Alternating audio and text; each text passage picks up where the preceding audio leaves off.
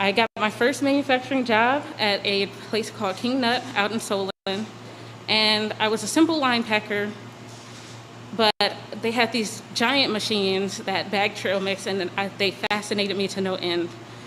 They were CNC machines, and I slowly but surely taught myself to operate them until my plant manager took notice and decided that he saw that I was capable and had a natural affinity for these machines and the work that they do, and he promoted me to a machine operator.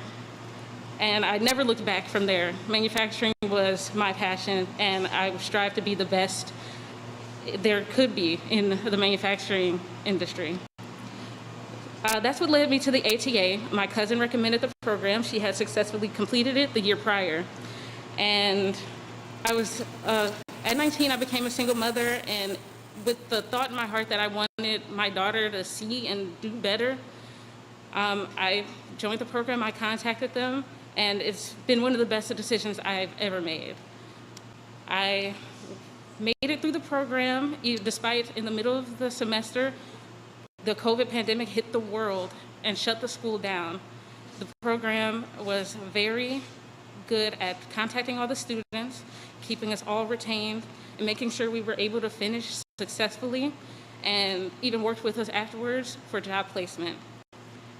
After that, I was put into the job at Hosemaster, working closely with the ATA staff until the interview, and their contacts with Hosemaster and the manufacturing connections that they do have are what creates these opportunities. I'm very grateful for that. I recently was promoted at my position after I was put in as a fittings coordinator. I learned everything there is to know about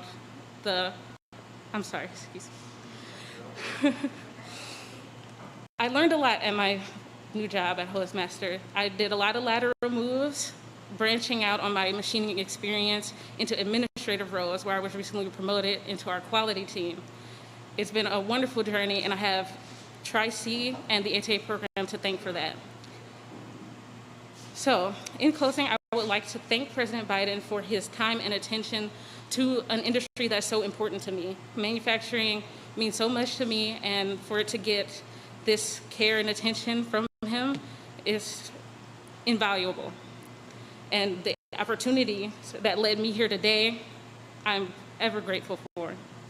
So in closing, I'd like to introduce and welcome the 46th President of the United States, Joe Biden.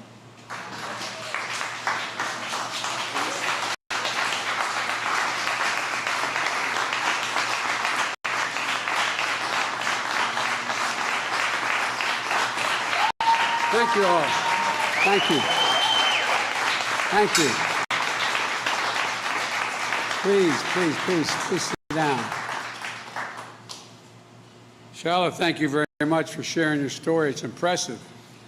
Dr. Johnson, everyone at Cuyahoga Community College, thank you for being here and having me here. And by the way, all the elected officials, we call this, in my business, we call this a busman's holiday. To have to come and ride a bus again with another guy. You're awful nice to be here. The only thing worse for an elected official when the president shows up is to say, the worst sentence in English language is, I'm at the airport. So thank you all so much. You got some really great friends here. Start with Marcy. And anyway, Mr. Mayor, thank you.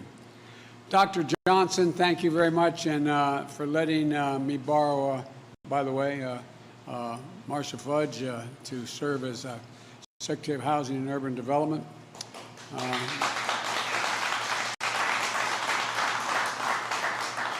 Certain places, just by chance and circumstance, can become markers in the course of your life or of the course of the nation. And for me, Tri-C is one of those places. Just a little over a year ago, March 10, 2020, I came to Cleveland as a candidate running for president to hold a rally here at the community college. Upon unloading, we got word that Governor DeWine he did the right thing, wanted large indoor events to shut down because of the growing concerns over the virus and spreading all across America. There would be no rally that night. And life in America had changed, and a long, dark year was about to descend upon all of us. 14 months later, we finally made it to campus. And from a year of darkness, we're now emerging into the light. And I said from the very beginning, there's no chance for this economy to come back unless we beat the pandemic. I remember Congressman Ryan and I talking about that a lot on the campaign trail. You had to beat the pandemic to bring the economy back. And so that's what we set out to do, to help a lot of the people that are right here. And after administering 271 million doses of vaccine in the first 120 days, and we have the cases are down now from January, they're down 83%, COVID cases, down. The number of deaths has fallen by 85%. Schools are reopening, businesses are opening, restaurants are reopening, and I hear that as last night's vaccine lottery, Ohio has a new millionaire. I tell you what, who would have thunk it? $1 million for getting the vaccine. But it's working. Now 56% of Ohioans have had at least one shot. We've got to get to 70%. That's the goal. We've turned the tide on the once-in-a-century pandemic. We've turned the tide on a once-in-a-generation economic crisis. And families are beginning to be able to breathe just a little bit easier. We still have work to do, but our future today is as bright and as wide open as it ever has been. And now we're faced with a question. What kind of economy are we going to build for tomorrow? What are we going to do? I believe this is our moment to rebuild an economy from the bottom up and the middle out. Not a trickle-down economy from the very wealthy. That has never benefited people who are at this college or any other place where they're trying to make a living. To build an economy that rewards work, not just wealth. An economy that works for the backbone of this country. The people who get up every single day, work hard, raise their families, pay their taxes, serve their country, volunteer in their communities, just looking for a little bit of breathing room. My dad used to say, just a little bit of breathing room, honey. And Tim has heard me say this 1,000 times. My dad used to say, Joey, a job's about a lot more than a paycheck. It's about your dignity. It's about respect. It's about your place in the community. It's about being able to look your kid in the eye and say, honey, it's going to be okay. The last few months have demonstrated what that economy can look like. When our event here was canceled in March, our economy was on the brink of collapse. My mom used to have a expression, she'd say, you know, the greatest gift God gave mankind was the ability to forget. Because if it didn't do that, every woman would only have one child. But all kidding aside, the good news is we forget the bad times. That's the good thing about we Americans. We're always optimistic. But 10 months ago, we were in trouble.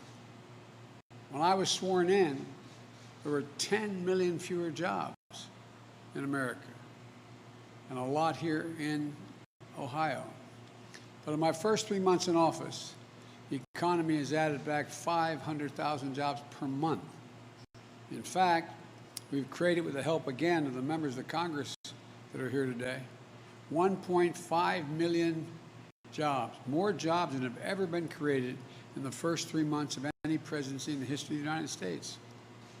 Before I took office, the average initial claims for unemployment insurance were over 830,000.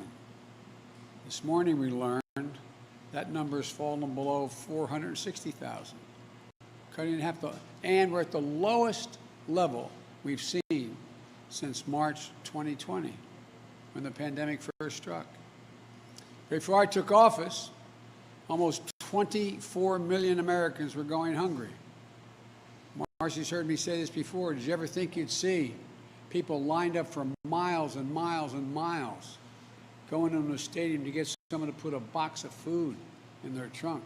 People never, ever, ever, ever, ever, ever, ever thought they need that kind of help. Well, that number of hungry Americans, food-starved Americans, has dropped by 30%. Still too many, but there's clear progress. Before I took office, independent experts were projecting that our economy would grow at 3 to 4% in the year 2021. But they're now projecting that growth will be 6% or higher in 2021. The fastest growth in this country in 40 years. To sum it up, COVID cases are down, COVID deaths are down, unemployment filings are down, hunger is down, vaccinations are up, jobs are up, growth is up, people gaining health coverage is up, small business confidence is up. Put it simply, America's coming back. America's on the move.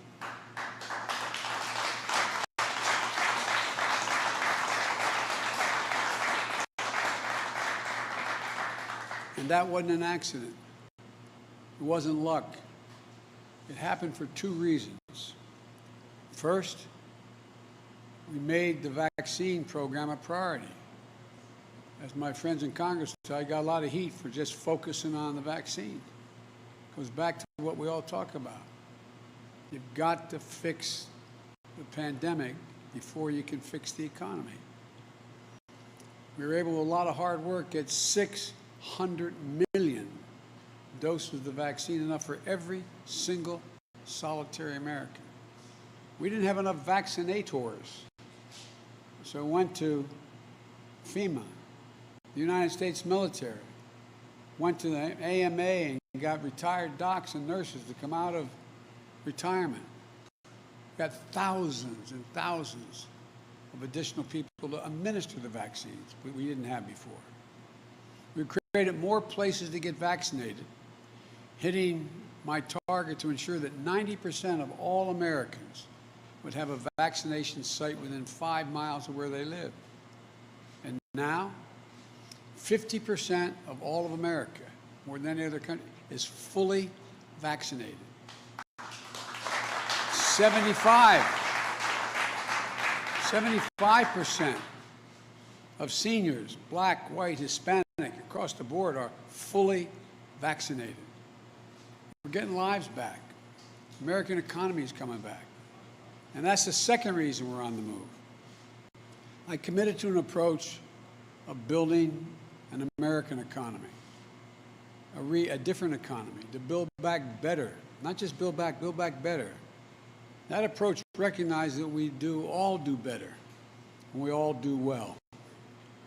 And the best way to grow our economy is from the bottom up and the middle out.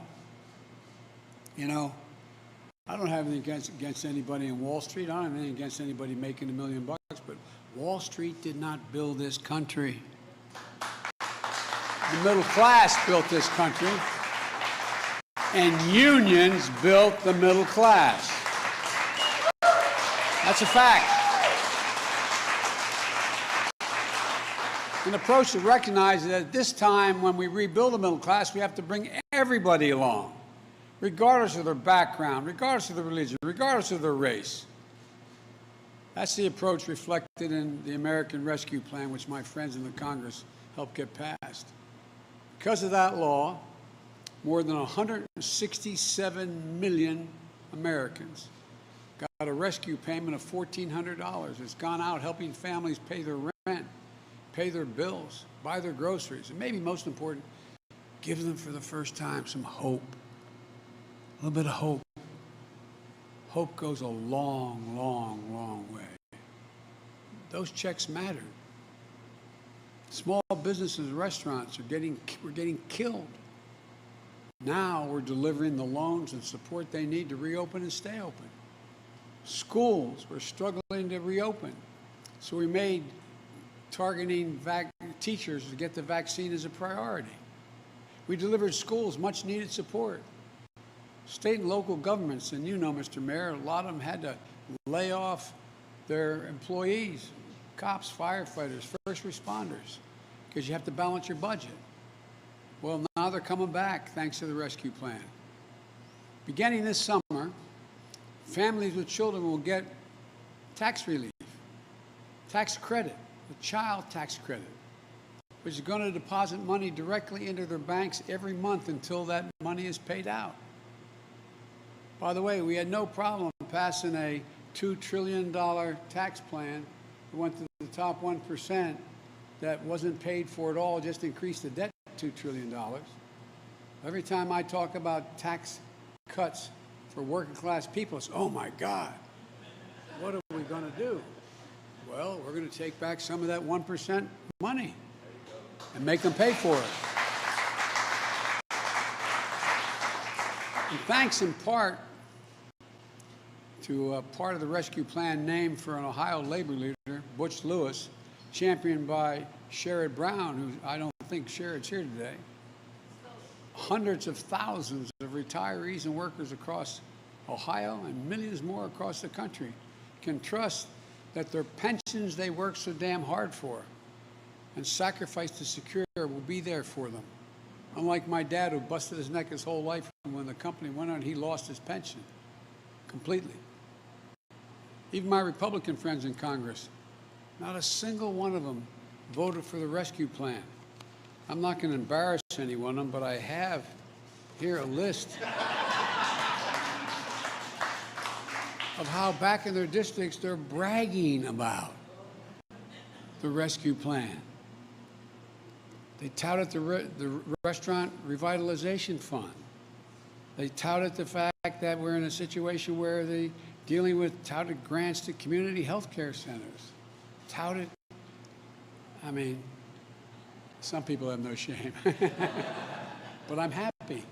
I'm happy they know that it benefited their constituents.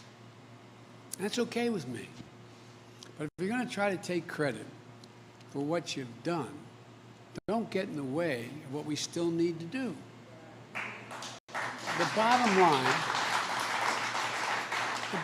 line is this. The Biden economic plan is working.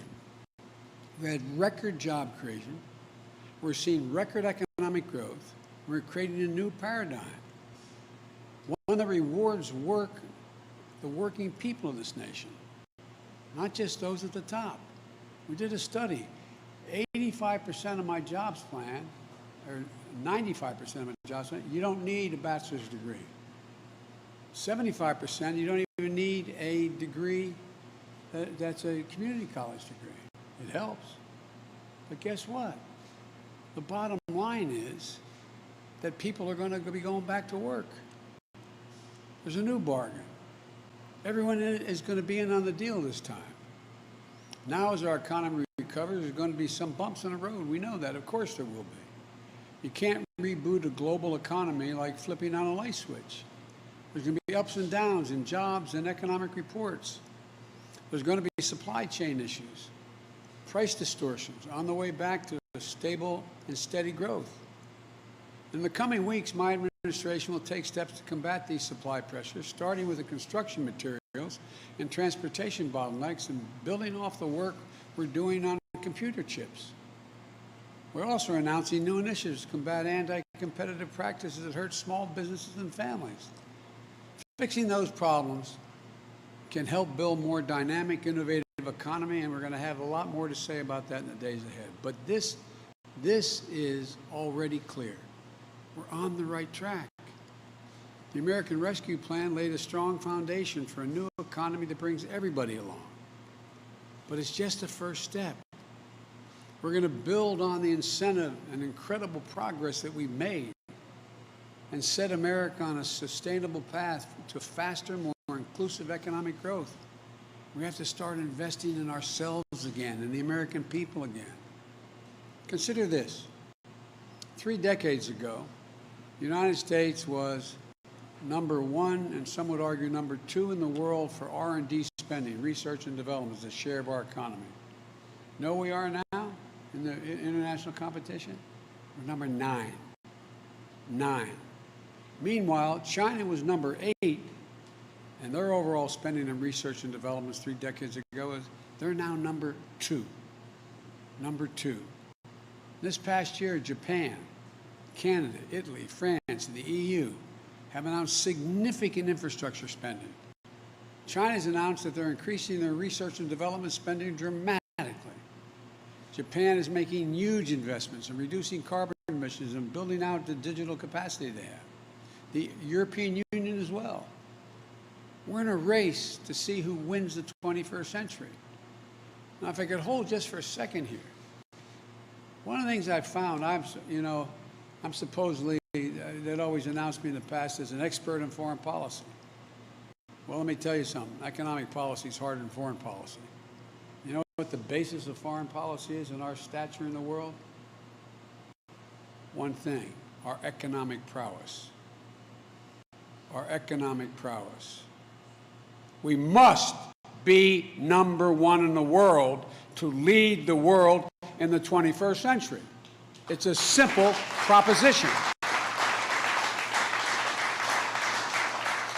And the starting gun has already gone off.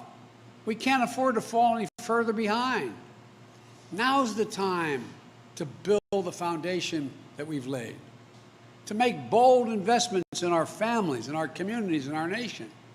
We know from history that these kinds of investments raise both the floor and the ceiling of the economy for everybody.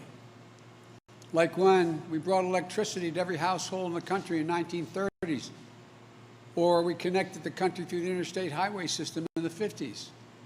They created millions of jobs, good-paying jobs.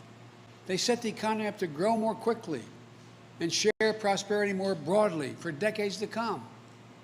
Those electrical poles and wires still help power rural communities 80 years after they were built. And it's time now to rebuild them. A quarter of all the miles Americans travel on roads are in the interstate highway system, built 60 years ago. 60 years after we built it. These are generational investments. Private sector does not make these kind of investments. We've neglected that kind of public investment for much too long. The pandemic exposed just how badly we need to invest in the foundation of this country and the working people of this country. That's why I proposed the American Jobs Plan and the Americans Family Plan, the generational investments we need today to succeed for tomorrow. You know, as my wife Jill, who's been a teacher for a long time, she used to be about 10 years younger than me. Now she's 30 years younger than me. And she is in every way, God love her. She's the only first lady ever to work full-time. Full-time. She teaches 15 credits at the community college. 15 credits. She's a remarkable person. And she's out in Missouri right now and in Kansas doing other things, nothing to do with her job as a teacher. But my point is this. Jill has a constant refrain. Joey, any nation that out-educates us is going to outcompete us. It's a simple proposition.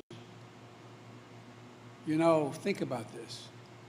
One of the reasons that caused us to move ahead so significantly as a world leader, an economic leader in the world, was in the late 1800s, early 1900s, we're the first nation in the world to say, we're going to have 12 years of free, without any limitation, free education. 12 years. Now imagine if, and the rest of the world's caught up with us, and they've now passed us in many cases. Imagine if we were sitting today and say, we're going to set up an education system. Does anybody think 12 years of education is enough for us to compete in the world in the second quarter of the 21st century? I'm not joking. Just consciously think about that. Is it enough? It's not. And so I'm proposing 4 additional years of education. 2 years of high-quality pre-K for 3 and 4 years old, not in daycare, in school. The studies show that if you do that, those children have an opportunity of 56% better chance of going through all 12 years of school and beyond without getting in any trouble, no matter what the background or the family they come from, no matter what. On the front end, those 2 years are important. And then 2 years of free community college. Free community college. To better prepare our people to get these good paying jobs of the future, jobs I saw students training for throughout the Manufacturing Technology Center. You know, we need to invest in transportation infrastructure. Drive anywhere, and you can see why we're rated 13th in the world in infrastructure. The United States of America is viewed to have the 13th best infrastructure in the world. Come on. This is the United States of America, for God's sake. We need to invest in universal, high-speed internet, more seamlessly connect our businesses and their customers, expand the possibilities of job opportunities in every hometown in America, no matter how big or small. And by the way, if you hold for a second, think about this. How many of you, men and women, have children who were doing remote learning? Think of all the children throughout the country, in inner cities and in rural areas that had no internet connection. It's estimated that some of those kids are going to be pushed, although it's only been 1 year, 3 years behind in their education. Look, investment in high-growth industries like clean energy and electric vehicles.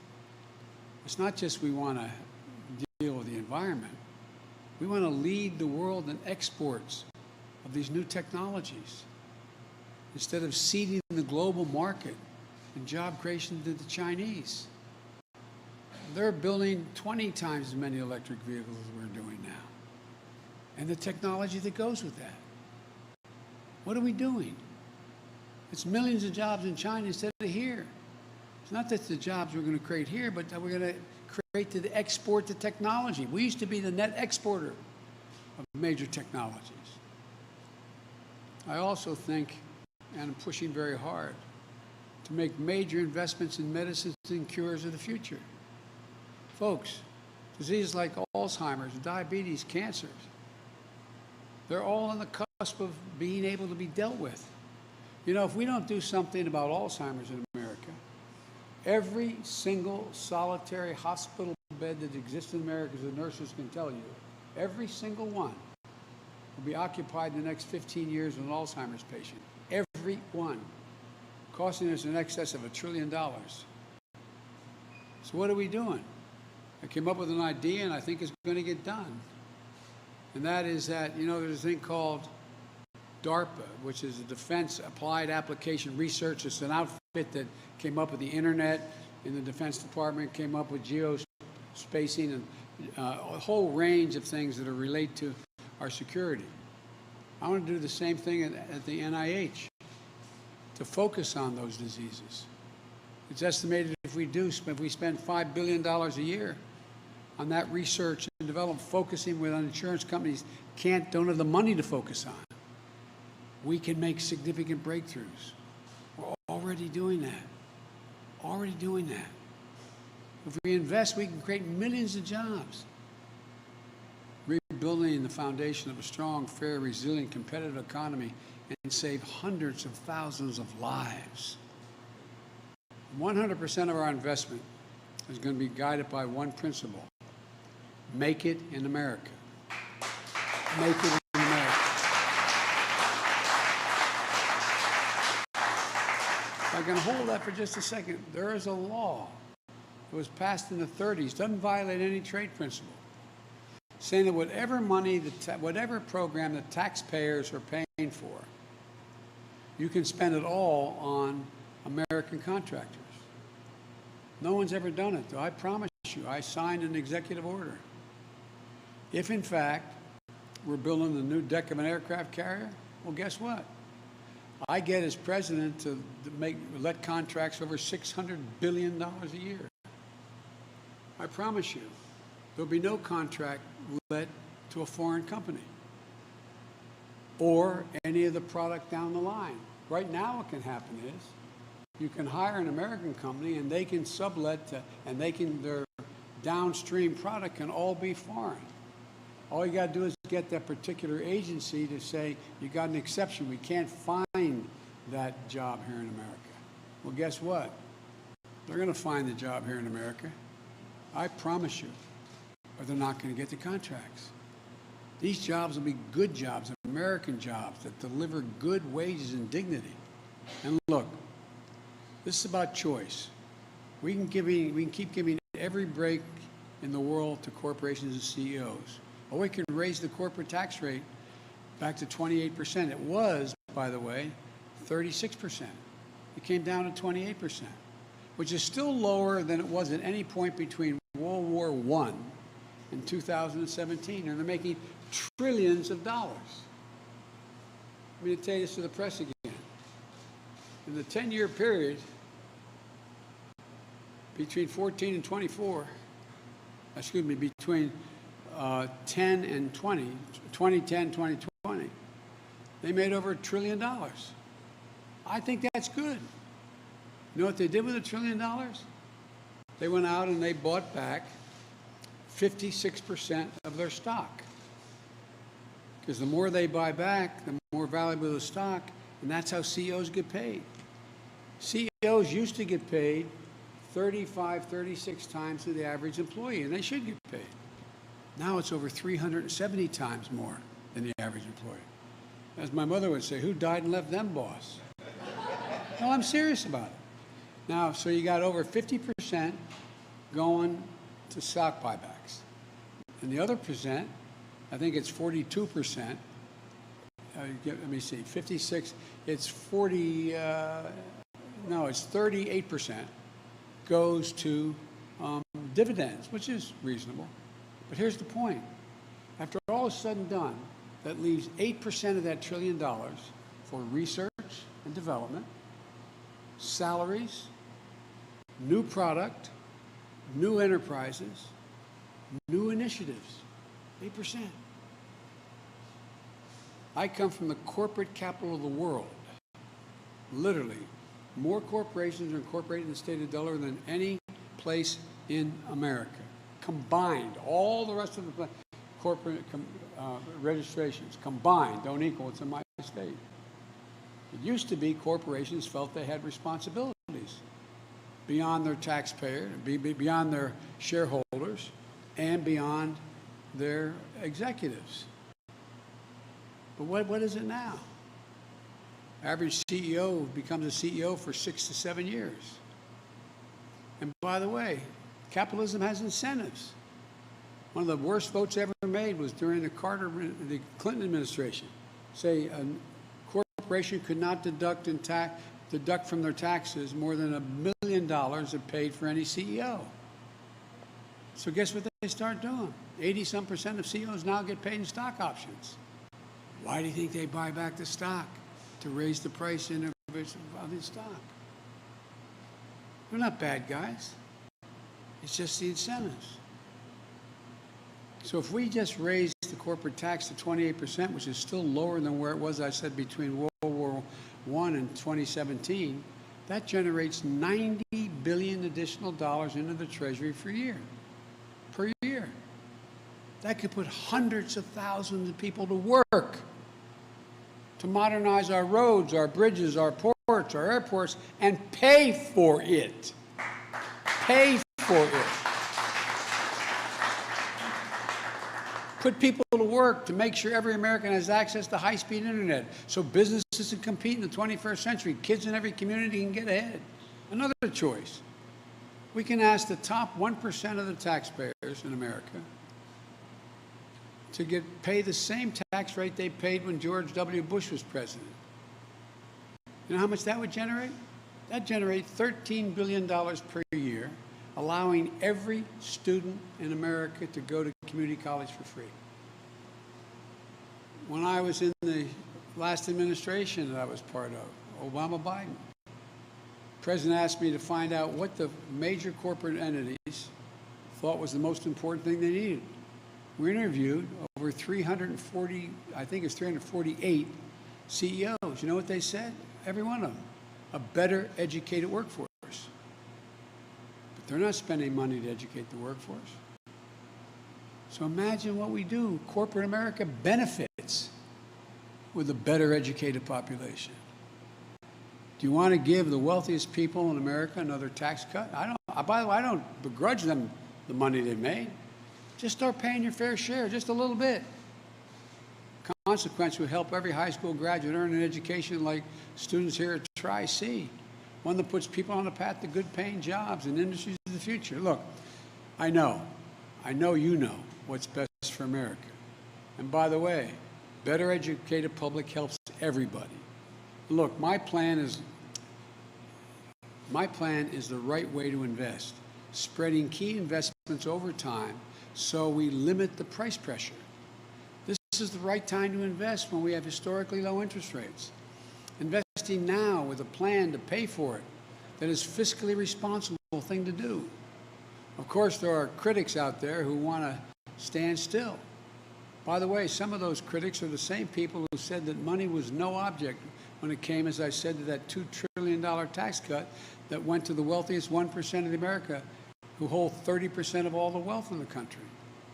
But when we need to fix a road or a water system, or help millions of people return to the workforce by helping them afford child care or elder care, or help afford the ability to attend Tri-C, they think that's a bridge too far. Investing in America, again, is going to create growth, more jobs, but there's something else we have to do to ensure that high-quality jobs exist. We must restore the connection between the success of our economy and the people who produce that success, hard-working Americans. The connection has been severed. You all remember, it used to be the case in this country, when you were part of generating success of a company, you got to share in the benefits. That's long since gone, not a joke. And by the way, I'm a capitalist. But here's the deal. From 1948 after the war to 1977, I think it was 1977, 79, productivity in America grew by 100%. We made more things. Productivity grew. You know what the workers' pay grew? By 100%. Since 1979, all that changed. Productivity has grown 4 times faster than pay has grown. The basic bargain in this country has been broken. If you work hard and contribute to the success of enterprise, you get to share in success. That's not the case anymore. So you can carve out your place in the middle class. That's how it happens.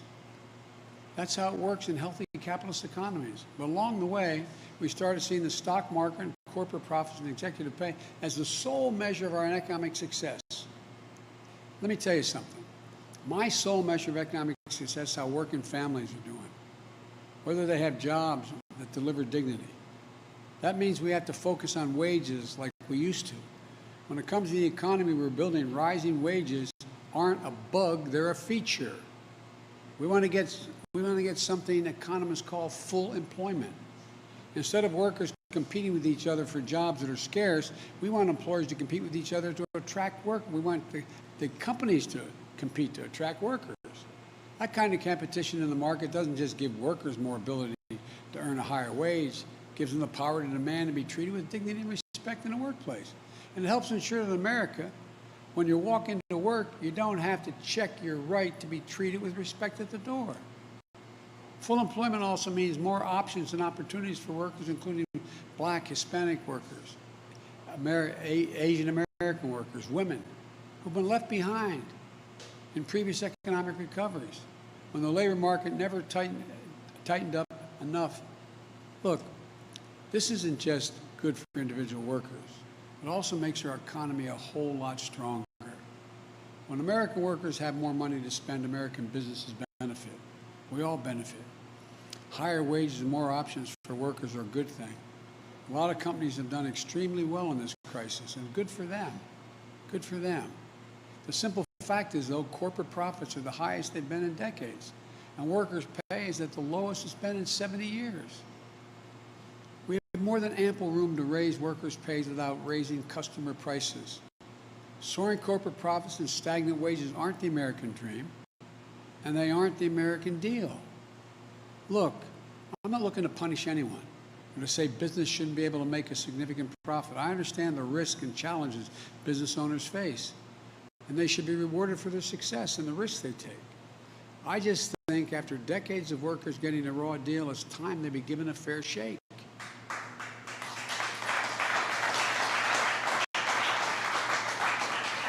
We're already seeing what happens when employers have to compete for workers. Companies like McDonald's, Home Depot, Bank of America, and others, what do they have to do? They have to raise wages to attract workers. That's the way it's supposed to be. And we've got to do two more things. Congress should raise the minimum wage to $15 an hour. No one should work 40 hours a week and live in poverty, live below the poverty level. And we ought to pass to protect the right to organize, the PRO Act, supported by union workers. Look, let me close with this. You know, it's an overused phrase these days, but it's still accurate. We're at an inflection point in American history. It happens every several generations. We have a chance to seize the economic momentum of the first months of my administration, not just to build back, but to build back better. And this time we're going to deal everyone in. Everyone has been left out, and breathe new life into the middle class and new hope into those struggling to break into the middle class. We have a chance to make investments that Moody's, not a liberal think tank, Wall Street, Moody's says my plan will increase the size of our economy by $4.5 trillion. Moody's, $4.5 trillion over the next decade, and create well over 16 million new good-paying jobs. If we make these investments now, in 50 years, people are going to look back, and not even that long. Your children or grandchildren will look back and say, this was the moment when America won the future. Won the future. Folks, I've said it 1,000 times and mean it from the bottom of my heart. There's not a single thing America can't do when we do it together. Never. We're the only country in the world that is, when we set our mind to something, that never, ever, ever failed. This is an opportunity for the wealthy to stay wealthy, the poor to have a shot in the middle class, and the middle class able to breathe more easily. That's what this is about. But this time, bring everybody along. Everybody. Thank you. God bless you, and may God protect our troops. Thank you. Appreciate it. Thank you.